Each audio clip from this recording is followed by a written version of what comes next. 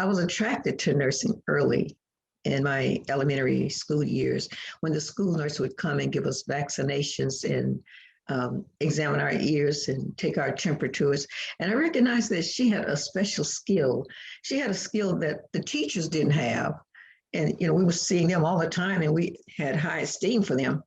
But she had a special skill. And I knew that people who were functioning at her level had to have a special experience of preparation to function at that level. She functioned so independently and so efficiently. And so it was very attractive. So when I had the opportunity to, when I came to the point in life where I had to make a career choice, nursing was at the top. I had my first roadblock, I guess.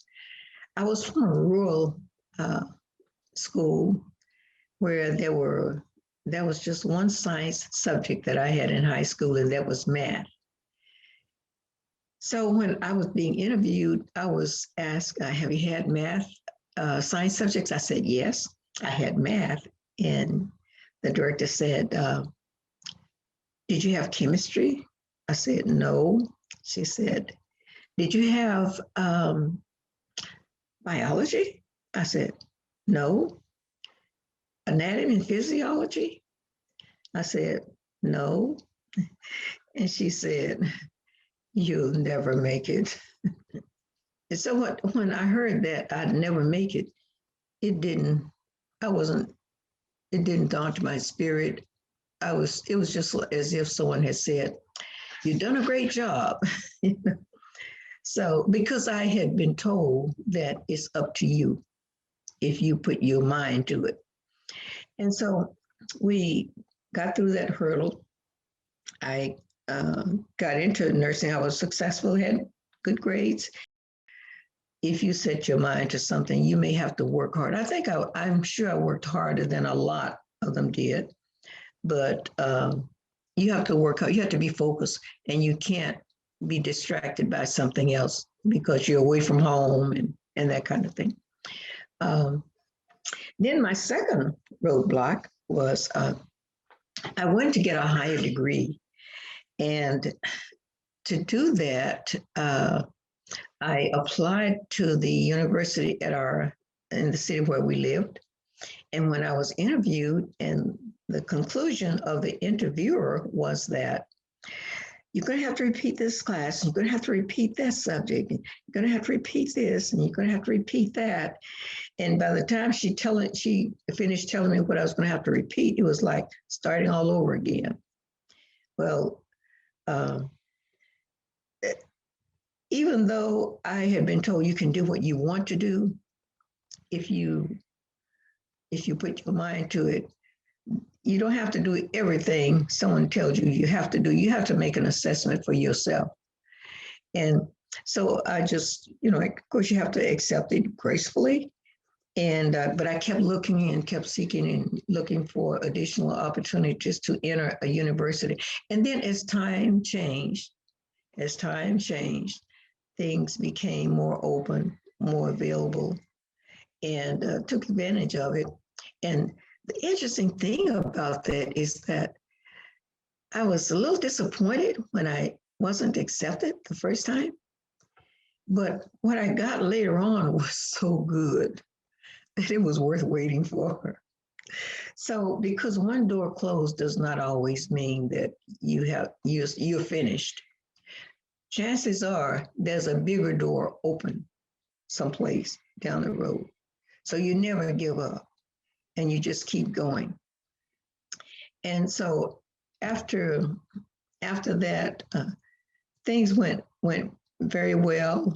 I had some interesting experiences. And as I said, there's so many practice options in nursing that there's so much to learn that you just keep looking for them and accepting them. But the thing I want to say, as I come to a conclusion here, is that there are some essential responses that a person needs to have, in my opinion, to overcome roadblocks. And I think that number one, a person really, you need to be aware of your own behavior. And I think behavior that is driven from ethical principles that are rooted in theism will help you to come to a stronger decision, a more sound decision, and help you in your behavior. Because whatever you do, wherever you go, whatever you're involved in, it's your behavior that defines who you really are. So if you know you have a vision of who you want to be, I think it's important to know that. And those ethical principles include beneficence, do good, non-maleficence, do no harm, veracity, tell the truth, be fair, be respectful, treat other people as you would like to be treated. See, look at people and think of the commonalities that you have between people rather than seeing someone walking down the street and start looking at the differences. I think that it's important for everyone to always remember the past successes and keeping focus are three essential responses that are needed for overcoming roadblocks. And in closing, I would like to read a poem, Carol, if I may. The poem is called "'Tis the Set of the Sail," and it's by Ella Wheeler Wilcox. It says, "But to every mind there openeth a way, and a way.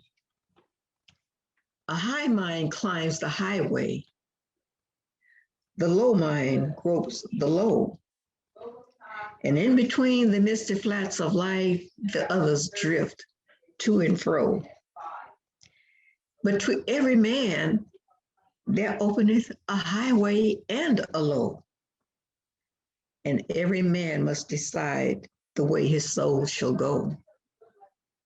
One ship sails east, another sails west, by the self-same winds that blow. 'Tis the set of the sail, it's not the gale that determines the way we go. Like the winds of the sea are the waves of time as we journey along through life. 'Tis the set of the soul that determines the goal.